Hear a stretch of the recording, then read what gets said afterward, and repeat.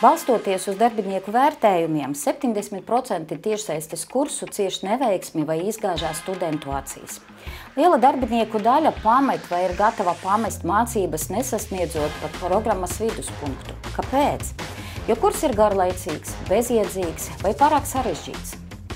Un tagad pareiķināsim. Jūsu uzņēmums ieguldījies kursa izstrādē, iepirka vai pieslēdz dārgu LMS platformu, bet darbinieki nemācās, vai iziet kursu keksīša pēc. Kā tas ietekmē uzņēmumu biznesa radītājus? Kur ir problēma? Vai pie vainas ir tiešsaistes mācību neefektivitāte? Vai tās, ka vēl neesam iemācījušies veidot efektīvus e-kursus? Ir arī labas ziņas. Ir pilnīgi iespējams izveidot veiksmīgu tiešsaistes kursu. Un tam nav nepieciešams daudz naudas video lekciju filmēšanai. Jums ir vajadzīgi 3 galvenie elementi. Kuri tie ir? Ar tiem iepazīstināšu jūs mācību konferencē Atpakaļ nākotne 23. janvārī. Gaidām jūs!